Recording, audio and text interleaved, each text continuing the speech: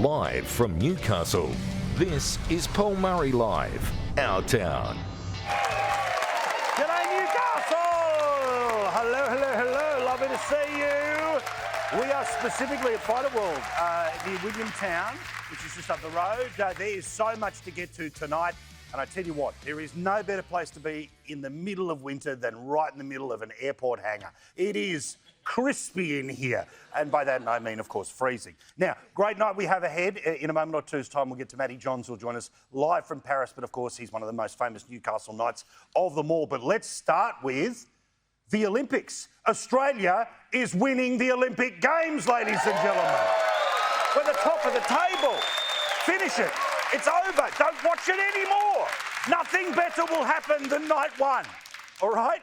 Australia currently on top with 3 golds ahead of the People's Republic of China. We're beating China at something for one day. And then the US, of course, and then France, and then the Republic of Korea.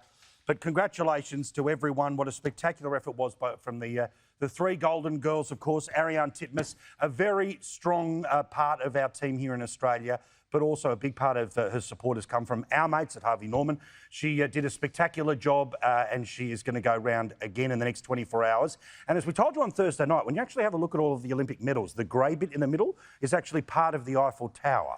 My question still remains. There are hundreds and hundreds of these things to be handed out. Which leg did they cut off the Eiffel Tower to put onto those medals? We'll get to all of that. Of course, the road cycling as well, we got gold there. I love we.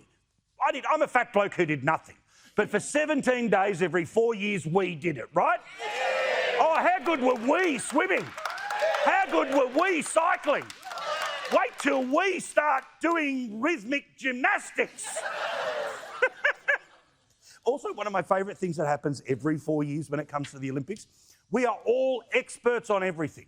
Like, we just know, oh, seriously, an 8.5? You're kidding me. At best, that was a 7.2. Like, we've got any idea. But it's fun to watch, and, of course, it's all happening as we speak. Now, again, not the artiest of people, but I will give the French just a little breathing room. But that opening ceremony was kooky, right? Like, all of them are a little bit kooky, and all of them go on too long, and all of them are a little bit cringy. Like, I went back and watched the Sydney 2000 ones, and I went, oh, geez, a lot of dry as a bone, which is great, good people, but a lot of it was there. There was Kylie on a pink thong in the closing ceremony, so let's not pretend we nailed it, right? But the French with the Marie Antoinette, her head was cut off and blood is spurting out the top of it. I'm watching the highlights with my kids. And little Zadie's like, Daddy, what happened to that lady? And I don't know that much about my history that I'm going to go back and tell her what happened to Marie Antoinette. All I will say is something about cake, and then it ripped her head off, and then they made a song about it and let the people sing. Apparently needs to be shown at Les Miserables every 2 years at the State Theatre. That's all I know. But, of course, the French Revolution, all the rest of it. Then, of course, there was whatever the hell the dudes who look like me with no shirt on, all sort of doing their bit about the Last Supper. Okay. Who knew Papa Smurf had a kink? But apparently he does. Now we will talk to Matty Johns about what's happening in Paris, what it's like to be in Paris. And, of course, he is, as I say, one of the greats of the Newcastle Knights, so we'll talk to him in a moment or two's time. I reckon he is having an awfully good time while he is there. But good luck to everyone who's involved. Now, speaking of teams that represent all of us, Anthony Albanese, of course, not just the greatest Prime Minister, but he's the greatest athlete of all time, the greatest Olympian of all time. And like all politicians, you know, when they, hey, I see how Newcastle votes. It ain't 100% what this room is cheering right now. But it's good to see all of your votes turn up every 3 years. It is good to see. All right. Now, of course, today he was doing his bit where he was announcing the reshuffling of the deck chairs on the Titanic. But have a look at how he compares himself and his government to the Australian Olympic team. This was him today, no editing, press play. Australia is a great sporting country. We punch way above our weight in per capita terms, and Australians will all be cheering on the team tonight. I'm also very proud of the strong team that I'm privileged to lead as your Prime Minister. A team that is united, a team that is ambitious, a team that is absolutely focused on continuing to deliver and work for Australia. Yeah, exactly the same, right? Like, exactly the same. Anyway, another poll telling us what the reality is for the government right now is that despite their protection racket, inside the Canberra bubble, of the bubble, of the bubble, inside the bubble, next to the bubble with the WhatsApp, it talks to the bubble. Another poll comes out today saying that things are not looking good. Right now, an election was held and it wouldn't be, but still, the Liberal and National Party is in front, according to the Redbridge poll, 51.5%. Now, what's fascinating to watch here is that if you dig deeper into the numbers, and you know I'm the data dude, so I won't bore you too much with it, but literally, the people who've got lots of money and got no money and all in between, currently favouring the Libs. The people who own a house, paying off a house, or renting a house, currently favouring the Libs. So think about where the politics is supposed to be at the moment, where the too little too late tax cuts. Geez, it's almost like somebody made this point 1,000 times that it wasn't going to match and it didn't work and it didn't sugar hit and all the rest of it. Let's put it this way. The only way Albo could quickly change his polls, whack on a wig and call himself Kamala. And that's the way that he might get a little change, just a little one, and then we'll see what happens. But then, of course, that would mean Peter Dutton has to paint himself orange. OK, bad ideas, all bad ideas, but we're having a chat, right? Now, interestingly, this poll adds to the wider trend. Now, remember, they always say, oh, this one poll doesn't count, and it's only one, and, you know, the biggest poll is election day. All of that true. And I'm not somebody who believes that it is going to be, at this stage, most likely a one-term government, but trend is always worth noting here. And it doesn't matter whether it is the left wing, the right wing, the News Corp, the Channel 9 newspaper, the freaking Guardian opinion poll. Have a look at what's been happening. This is all current numbers on primary vote. Preferences, of course, who knows where it all ends up. But you need to have a look here that at the last election, the Labor Party is about the same at 32% in Newspoll and Redbridge, but it's down 4 points in Resolve, 3 in Essential, 1 in Freshwater, 1 in Morgan. Now remember, that was the lowest level they had got in the best part of a century.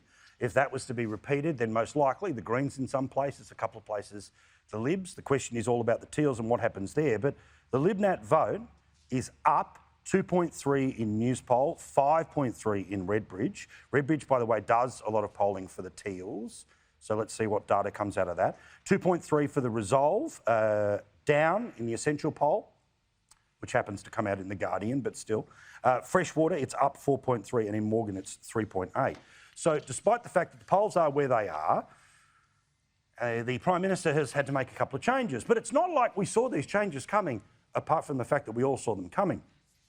Clueless Claire O'Neill and that idiot Andrew Giles. What they did to the border, what they did to national security was a disgrace. You could be the hardest of hardcore Labor supporters and know it, or be people who didn't vote for it and be even more aggravated.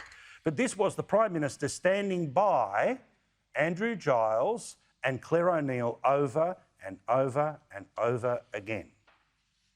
They will be continuing in their roles, and Peter Dutton another day, another bit of negativity. I have no intentions of making changes imminent. So guess who got the arse today? The very two people who he was apparently saying were the best ministers of all time. Gone. Out of Home Affairs, out of immigration.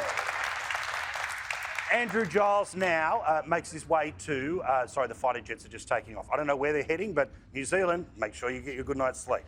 Now, joking, relax everyone. Of course, what happened was that Andrew Giles now goes off to skills or something, which is somewhat ironic because he doesn't have them.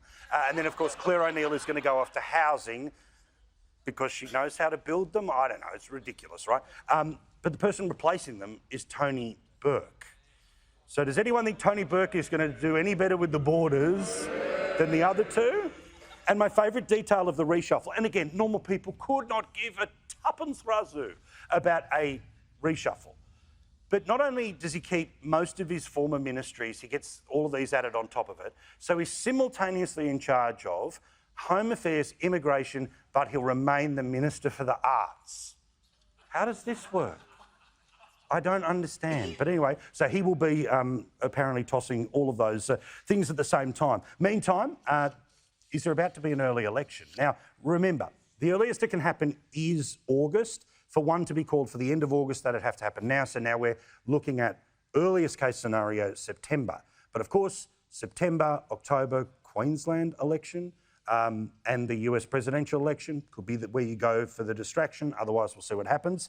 So most likely November, December, obviously if it's to take place this year. But I wanted to show you the game that the Prime Minister is now going to play, and this is so infuriating because, look, he calls it when he calls it, right? He calls it next week, next month, next year, and we're all ready. I'm pretty sure you all know how to vote in the next little while. I'm pretty sure you'll all bring a pen with you. I know the people in this room. They're bringing a pen, no pencils. But the reality is that it's got to happen sooner rather than later. Prime Minister started to play the game that the Canberra Press Gallery loves more than anything, which is, Prime Minister, will there be an election anytime soon? Well, seeing you asked, let me announce it. No, but he leaves the door open from now. I would expect that this is the team that I will take to the election when it is held sometime in the future. And this bloke is a little high on his own supply. Now, we all know that Albo thinks he's the best ever. He's comparing himself to the Australian Olympic team. Does that mean there's like a little Laurie Lawrence running around in his head going, go Albo, go! Good on you, son, get in there! Like that's how he pumps himself up who knows, right? When he starts stealing Japanese flags, there's a little Dawn Fraser inside him. We'll all see what happens, okay? When he goes to the G7 and starts taking things. But have a look at how he spoke to a reporter today. Now, again, I'm no fan of the Canberra Press Gallery, but how patronising is this leader of the country with a reporter doing a natural follow-up to the when is the election going to be vague question? Is this a guy who is doing anything other than playing games? Watch your tape.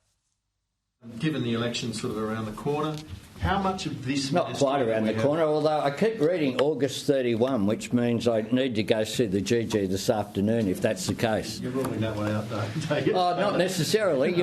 Watch the car, mate. See where it goes. It's the one with the flag on the front. Very good. How much of this ministry, particularly your senior players, some of whom... Seriously, this guy, he just keeps hitting him, doesn't he? And they're 6 and out because they keep hitting the neighbour's roof. 6 and out, 6 and out. Almost likely the neighbour's cat. Oh no, that was Malcolm Turnbull. Now, let's talk here about another little issue, which was, allegedly, that Matt Thistlethwaite. Now, he, of course, was appointed to the most bizarre of the ministries when Albo first became the Prime Minister 2 and a bit years ago. That scenario was that he was the Deputy Minister for the Republic. And then 60% of Australia said hell no last year. So guess what disappeared today? The Ministry for the Republic. But despite the fact... You like it? OK, cool. So despite the fact that it was his idea and he named someone for the job, right? He kept them there, did not sack them, did not move them, did not anywhere else, right?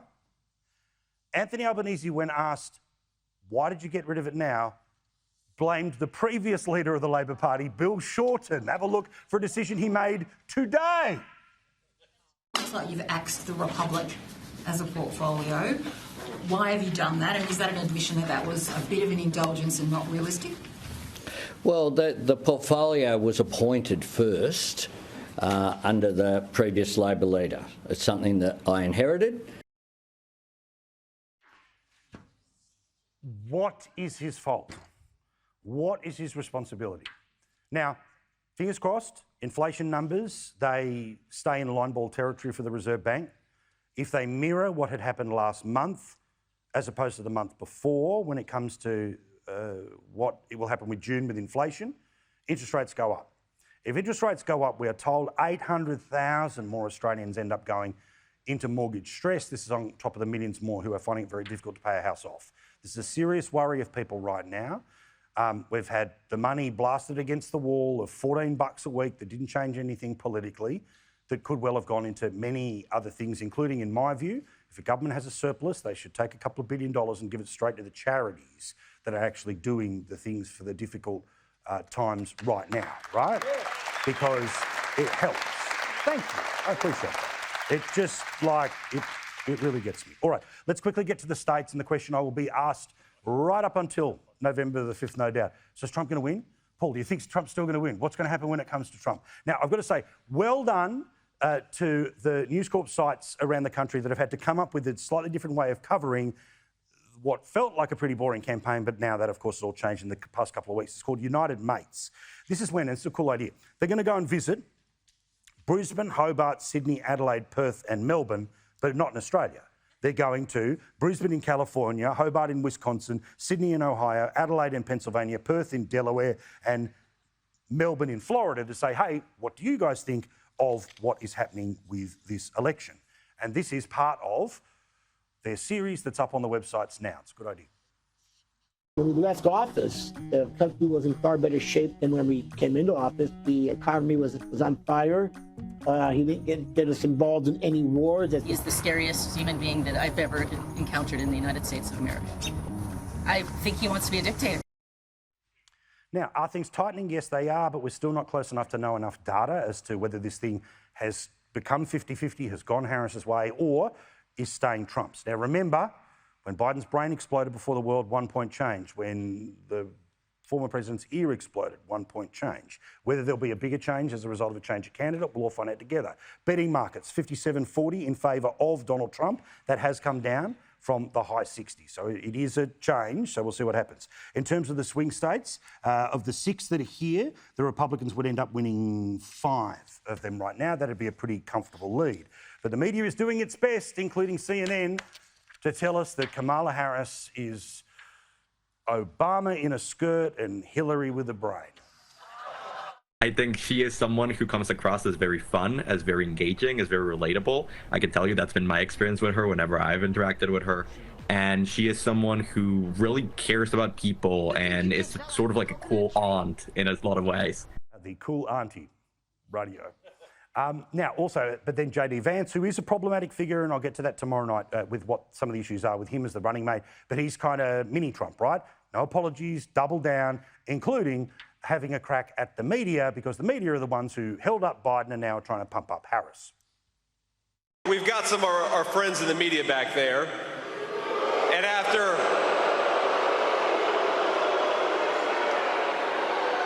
they deserve it. I don't think I look like him. Somebody said I did. Clearly, if I looked like him, it'd be unelectable, right? Nobody this big gets to run for even vice president. All right, let's have a chat now to the wonderful Matty Johns. We love Matty, of course, on Fox League, legend of the Newcastle Knights Rugby League Football Club, a wonderful man. He's got a great new podcast up with James Magnuson. We'll get to that in a second. But have a look. He's got it all behind him. The Olympics happening, the Eiffel Tower. This just screams a Newcastle boy to me. Yeah, Paris, I tell you what, it's not exactly Cessnock, but it's okay. Paulie, having a great time here. It's been fantastic. Last night, went and watched Ariane Titmus. It was really, really something special. But it's been fantastic here. We went down, watched the Matildas in Marseille. Beautiful city. It's been fantastic. It was a little bit probably the opening ceremony.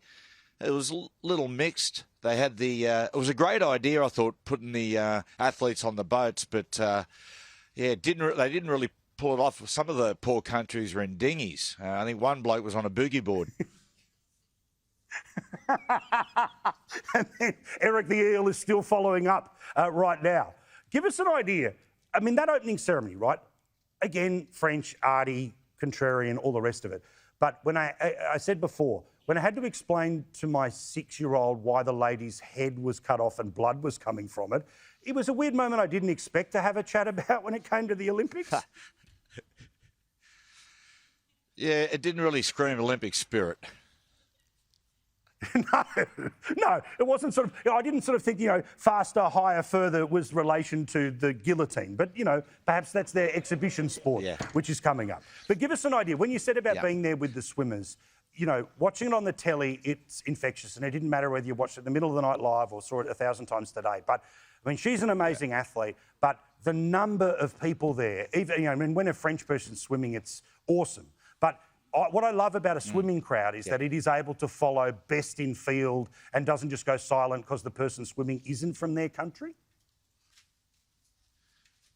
Paul, I tell you, the atmosphere at all the events has been amazing. I went to the Rugby Sevens yesterday at the big stadium there, and I mean, it was remarkable. I've been to grand finals, state of origin matches, but I've never heard anything like it. When the French team ran on the field, it was deafening. It was amazing. And you're right. Like in the background now, you wouldn't be able to hear it, but you can hear the roar occasionally with the beach volleyball. It's terrific. And you said about the swimming. We spoke to the Titmus family, Ariane's family, straight after the event. And I said, "What's your emotions? Is it elation or relief?" And they said, "Well, it's probably relief with all the pressure on it." But that's what makes her amazing, And that's it. One thing is to excel at a sport, but when you apply pressure, it's completely different. And she delivered. It's going to be really interesting in the 200 now. Ariane's got a lot of momentum after winning the 400. Molly's the favourite in the 200, but I don't know. My mate, the missile, James Magnuson, he reckons Ariane might get her. Now, let's talk about this, right? Yourself, the missile, together in a podcast. He seems to be a bloke just like yourself, and I love telling people about this, that not just passion and funny, but big brain, and you get so much more than sometimes the scope of what you're able to get away and talk about on television. So what's it like for you guys to be rapping about all sorts of stuff in the freedom of a podcast? Well, it's been brilliant. James he's a fantastic talent. I mean, his brain not just for swimming, but just all sports is brilliant. Like last night, talking about, before we went in, he spoke about Ariane and how she was going to approach it. He texted me straight after he was in there, or having a bit of a yarn, and he texted me and said, "Mate, she won in the third 100," and explained exactly why. It's amazing to have an insight from James. But he's a terrific bloke. I tell you what, Paulie, he's a straight shooter. He's not afraid to have an opinion. I really like him. He's been terrific. All right, well, do your best. Send me some photos of the cigar bars of there, because if nothing else, the French, ironically, while hosting the greatest athletic competition in the world, love smoking. The one place left where they love smoking. Yeah, Matty, we love you, big fella. Sorry, before you go, you finish up for me. I just want to say, to be in Newcastle, for the people of Newcastle, that city, honestly, what it means to me and my family. I also stopped going, man, on Cessnock Council. Moved there, got to start with the Knights. Married Trish there, had two beautiful sons, and I just love it. You're a good man. He loves this place and it loves you back. Matty Johns, do we love Matty Johns? We love Matty Johns. You're a great man. Trish is a lovely lady. All the best to your family, mate. Enjoy the games. We'll talk again as they roll on. Good man. Matty Johns joining us there from Paris. Now, where we are right now is Fighter World. Now, Fighter World is right on the side of the airbase. And as you can see around, there is some incredible pieces of aviation military history to have a look at here. Here's part of a tour of a place that's got to be on the bucket list.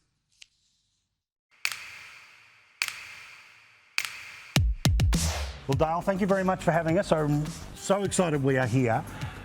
Tell us about this facility before we start to get into the incredible machinery. What's it about? What's it for? These hangars exist so that the historical artefacts that really tell us about where we've come from as a nation, how we've survived wars, can actually be accessed by the general public. The evolution is extraordinary, and it's all on show here. Yes, it is. Yes, probably the best example of that is a replica Sopwith Camel. So how long did this take for the team here to build? I believe it was 9 years, and it was an ex-RAF retiree that actually headed up the project. Yes, it was built in-house, but it took about 9 years to do that. And way back when this was a fighting machine, what are the sorts of things that would be dropped from the sky? Originally, it was a matter of carrying them up in your lap and dropping them out of the cockpit. Just literally lifting and going, oh, that'll do? Yes. Now, Dale, this is a big step up, but what am I looking at here?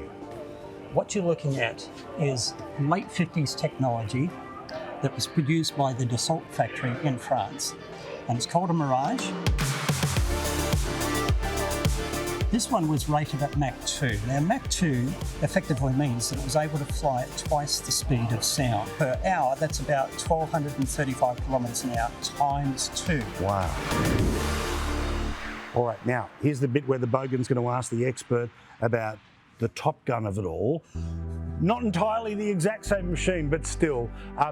Anyone who saw the movies, this is sort of close enough, but tell me about the Hornet and when it was up, when it was down, and some of its features, including that massive gun. The point of this gun is to kill something in front of me or to somehow bend it down, because this is a bloody big gun and I'm thinking a little bit of resistance in the air. Follow me. All right, good. See, I told you it wasn't dumb. All right, here we go. Definitely not done. But under the nose here, there are doors that actually swing down that actually take the weapon up. Oh, into wow. that cavity there. Wow. So effectively, the projectiles are firing over the nose and in line with the aircraft. So this is inside? Yes, it is. There we go. For those of us, again, we've seen the movies, watched the Top Gun, all the rest of it, right? As a man who understands the science of these things, what's the greatest load of BS that are in those movies that you think, no, that can't even be done? What? Most of it? Far be it from me to find BS with it, simply because I enjoyed it. But I reckon Tom Cruise being able to go straight down and straight up seems difficult. I do agree. Good, there you go. See, the polite scientific version of it's garbage. Fighter World is awesome. Two of the blokes who helped run it, of course, Dick Coleman, Rick Dyson. Lads, lovely to see you. Meet you too, Paul. Now, adding to the Top Gun theme, as the sun was setting this afternoon, I love that you guys and all of the other volunteers do the shirtless volleyball thing at sunset. For anyone who wants to come and have a look, I think it's a lovely touch you put on here. Now, your aviation history we've discussed while we were up here last time, and the facility that you've built here is so important that people are able not just to see the machines, but it was in talking to yourself and other people that I also started to make the immediate connection to the people who have flown them as well. How important is that as part of the story of what you've built here, that it's a gateway to better understanding the people that have flown them as well? I think it's very important, Paul. We're, as you've seen Dale talking to you just in the clip there, we're a great team of storytellers. And that's what Fighter World's all about, passing on history. And the best way to do that is through storytelling. And it's something that, again, a long time ago, people worked out that the future of museums was things that you could touch and look at and all of that. Well, hello, that's where you've been since day one, right? That this is a very tactile place as well, that idiots like me can come up and have a look at everything. But kids, you can imagine that their eyes light up at the chance to be able to sometimes even get close to sitting in one of these things. Absolutely inspired. It's a great thing to have the children here. They can sit in some of the aeroplanes. They can look at the aeroplanes. They can touch the aeroplanes. And you can't do that anywhere else. We're a unique museum when it comes to that side of things. Now, Rick, I don't want to get lost in the politics of how things work, but people need to know that this is an entirely independent thing, right? Like this, yes, has its connections to the Air Force, but it is its own thing. It stands on its own 2 feet, and that also means funding and finance and donations and people turning up. It's really important that even people who may have been here before on a school excursion, they come back because it helps with the financial future of this place for somebody to bring their kids back. Oh, look, absolutely. From an Air Force perspective, our key role here is to actually preserve the artefacts. While you'll call them an aircraft, they're no longer an aircraft from our point of view. From a museum perspective, they're an artefact. And so we have to care for them and nurture them and make sure that they're around for generations to come. And, I'm unfortunately a little bit biased towards the Fighter World team. They do an astonishing job, and we're incredibly grateful for what they've done over 30 years now to preserve the local history of Newcastle. And Air Force does its bit there to actually take care of all of those artefacts to make sure that Fighter World and other volunteer organisations around the country are able to actually present the Australian history and the Australian aviation history in particular. What's your favourite one that's in here? I'm going Pick a baby that you like more than others. Well, I'm going to get in trouble because I'm actually going to pick a replica, and my favourite is the Sopwith Camel. Yes. So, yes, that's... got its fans? Absolutely. That aircraft was built from original plans by the Fighter World team. So that's the other thing too. You may not... I don't know if the word fits, right? Like, obviously, there's such engineering and aeronautical nous, right? But there's an artistry as well in doing those things.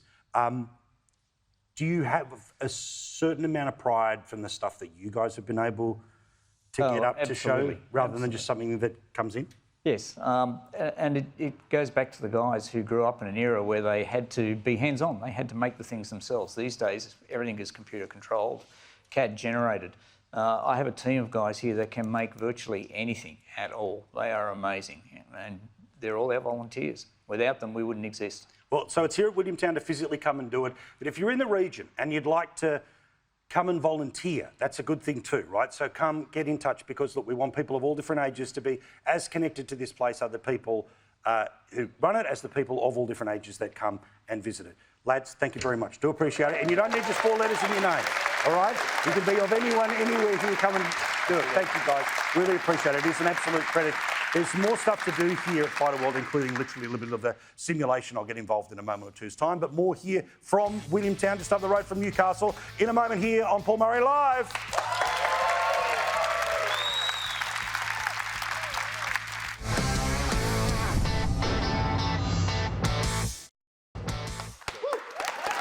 Welcome back here to Williamtown, just off of Newcastle. Lovely to see you. Thank you very much for coming along, guys. What a great audience. You guys have been awesome.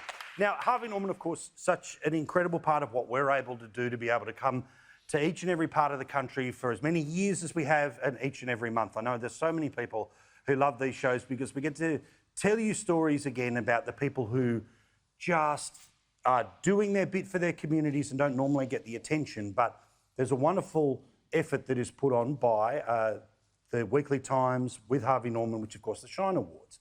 And I had the chance a couple of days ago to talk to a wonderful lady named Sarah. Now, she's put together this website that can help people right across regional Australia sell their goods on the internet. So you don't end up with a scenario where there's just, one little shop in Orange that's trying to compete against, the biggest stuff in the world versus something happening in Western Australia. It's a one-stop shop for all of the other little shops that are around Australia. And she was recognised by the Shine Awards. We had a chance to visit her and her beautiful family just before.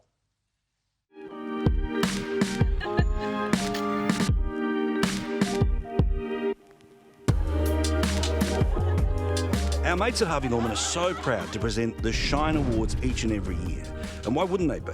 It's such a great way to honour the regional women who are doing their best to serve their community and make us so proud to be Australians. Sarah Britz was nominated in 2023 for her work with Spend With Us. Now, this is an online marketplace which is connecting regional businesses with potential customers. So think about it, if you were a small regional shop, you have your own website, but no one's going to your website. But if everyone gets together behind the same website, well, then a lot more people know about the incredible things that are for sale each and every day in the high street of every country town. So to learn a little more, we went to Fountaindale to meet Sarah and understand what Spend With Us is all about. Sarah, so lovely to meet you. Lovely to meet you too. Congratulations on the Shine Awards, but more importantly, congratulations on what you've been able to build. Give us an idea, where did you get the idea from to help people in this way? So it was during the 2019-2020 bushfires. I realised there were so many small businesses in rural and regional areas that didn't have websites, they weren't online. And when the bushfires were affecting their towns, they couldn't keep trading, they couldn't get to markets, they couldn't open their stores, and tourists couldn't come in and buy from them and support them. So I came up with the idea of creating one central place where these businesses with no technical knowledge could come and create a website store very quickly and very easily. And the genius of the idea is to have a hub, meaning that there is this one place where you might be intending to go and search for something, but you might find something else, which means, just like when you were walking up and down the main street of a country town, you wouldn't realise that you were shopping for honey, but you bought some honey. Exactly. There are just so many unique and beautiful products on our marketplace. We have over 20,000 products on there, and there's almost 2,000 registered small businesses on the site as well. So you'll find everything from yeah, like you say, honey, to boutique wine, to clothing, to merino baby blankets. It's just everything. There's so many small businesses that didn't have a clue what to do when it comes to e-commerce, and now they're pros. They've been able to scale their businesses. They've been able to diversify. We provide not only a marketplace, but we also provide them a place to advertise and promote their products through our huge 360,000 member Facebook groups. Tell us about some of the people behind some of these businesses. There's a lot. So, I mean, we've got businesses that have been with us from when the bushfires happened. A lot of them, there's a business called Leroy Mac Designs. Their farm was decimated with the bushfires. They've had to rebuild a lot of the fences and everything to keep going. And they make these beautiful merino baby blankets and scarves and beanies. They're just one of the stories. We've got another business, Amy from Quentin Park Alpacas. She makes these incredible alpaca fibre products. She started off making paper products and then had to diversify during the drought, and now she makes alpaca flowers, alpaca fibre earrings. They're just incredible products as well. Tell us about the experience of the Shine Awards. Obviously, you don't know it's happening until it happens. What was that like for you? The Shine Awards are an amazing award ceremony. I mean, it highlights the incredible achievements of rural and regional women, and many rural and regional women get overlooked. They kind of hide in the shadows. They don't like to be in the limelight. Correct. But by getting a nomination, for the Shine Awards, it just gives you that encouragement. It boosts your confidence. It opens up so many opportunities, marketing opportunities, new customers, partnerships. It's a great thing to be a part of. How important is it to you that you're part of this family that is supporting women, no matter where they live in the country? It's extremely important. I think there are so many incredible regional and rural women doing fantastic things, and they don't get noticed. So by getting a nomination and being part of an awards like this, it just helps to boost their awareness about them, and it gives them encouragement. Let's imagine somebody is impressed by your story, which would be easy. They'd like to nominate someone for the Shine Awards, but they're just on the edge. Why should people do it?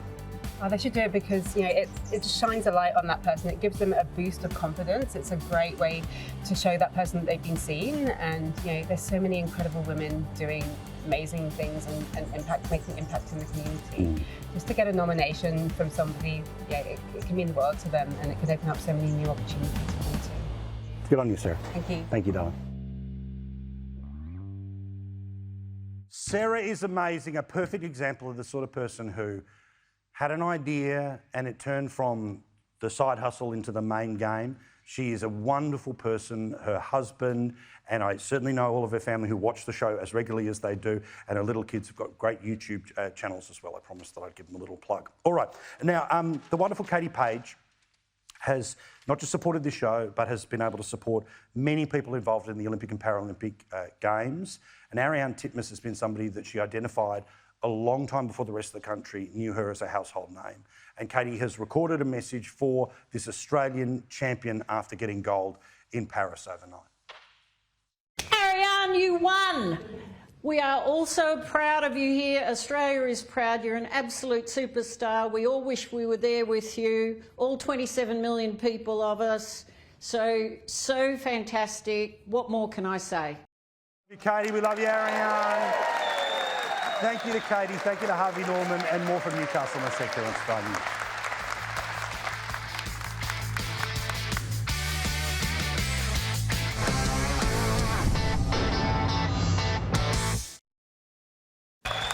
Welcome back to Fighter World here in Williamtown, just north of Newcastle, beautiful part of the Hunter Valley in New South Wales. People who represent the area, both at local government and federal government level, of course, David Gillespie, well known as local federal MP, and of course, Councillor Peter Winnie Bartz, wanted to get it all correct, is a local councillor here in Newcastle.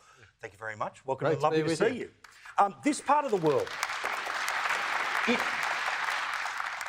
it is spectacular to see, but it's also fairly diverse, right? Like we all know, there are the places that you dream of being able to buy, and there are the tougher parts of town, right?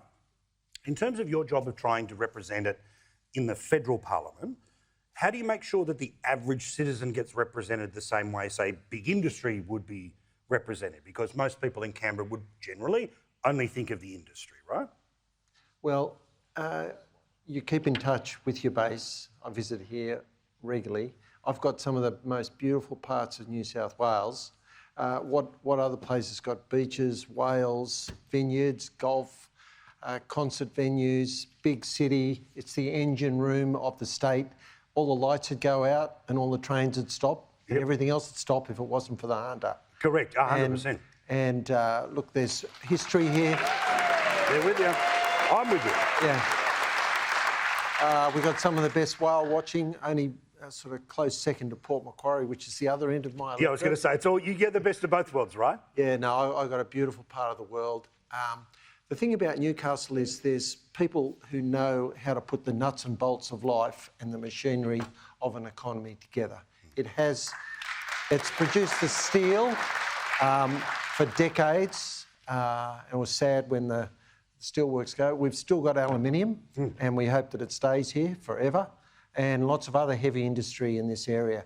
But you've got beautiful beaches, you know, Port Stephens, Nelson Bay, Hawke's Nest, up to the Great Lakes.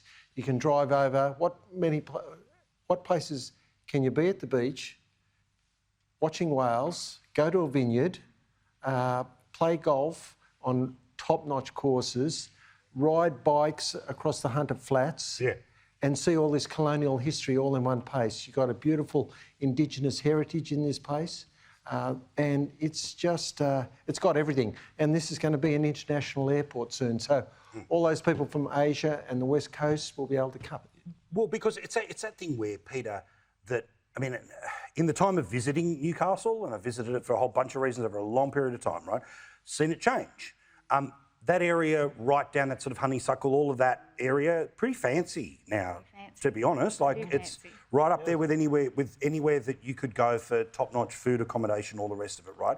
How Newcastle represents itself and how it sells itself to not just the rest of its region, but how it represents the rest of the state.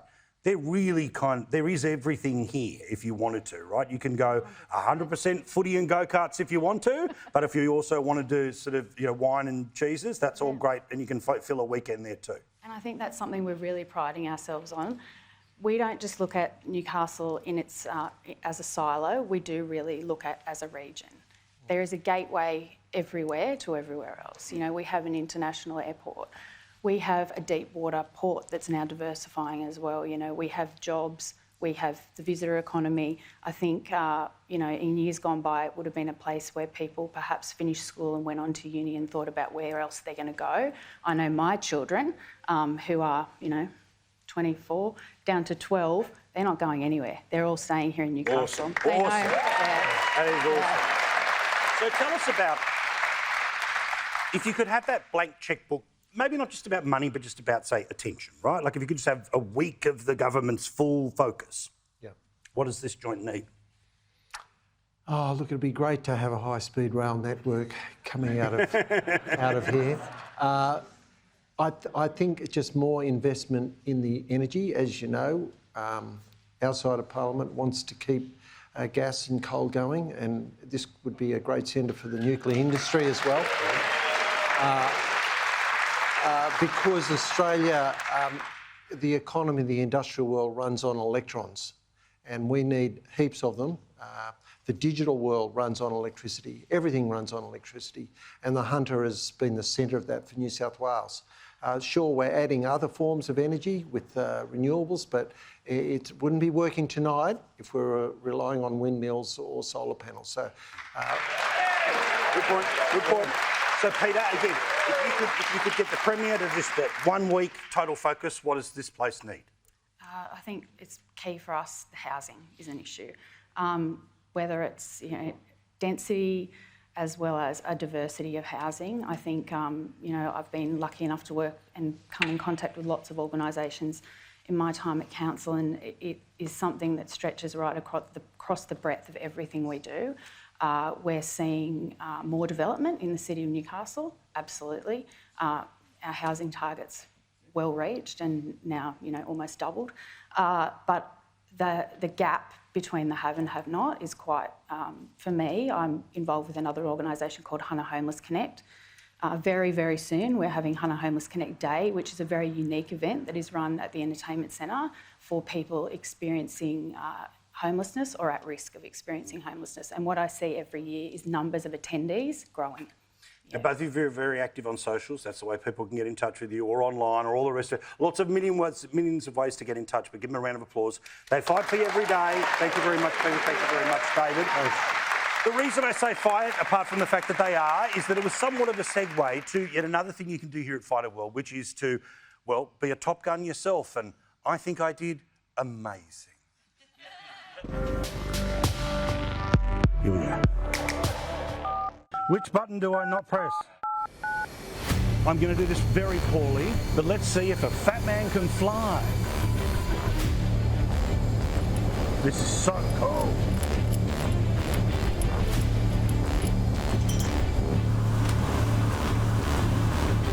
I feel the need for shooting lots of stuff down. Oh, and speed. How do I turn off my missiles and just start shooting again? I regret nothing!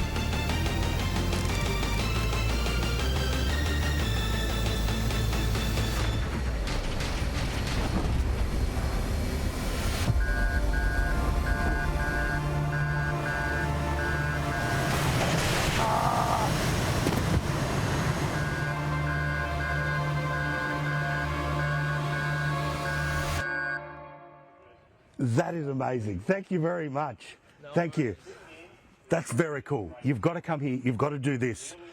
Firstly, crashing's not bad. Look at me, I'm fine. Secondly, shooting's better.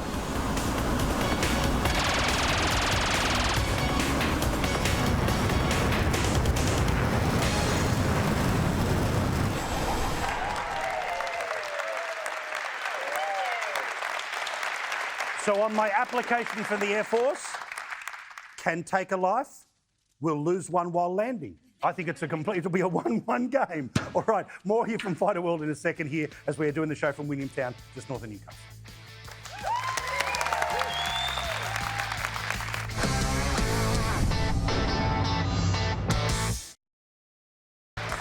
Thank you so much to Harvey Norman for bringing our town to us here in Williamtown. Also, shout out to the White Sox Baseball Club that play over at Wallsend. Today was their Old Sox Day. The club started 1946. Shout out to everyone involved in the club. Now, Chris Jones runs a thing called the Live Free Project. She's part of someone trying to help fill the gaps that exist in a community like this. And I'm pleased to say she joins us now. Lovely to see you, Chris. Yeah, thanks for having us. So tell me about the project. How do you fit in to help people in the area? Yeah, well, we're Newcastle based, so local, very local, and work with low socioeconomic community, DV, working with children and families, and just walking alongside of people in that scary journey and helping them. And does that hyper-local, where literally you can sort of know the difference between suburb, this bit of the city, that bit of...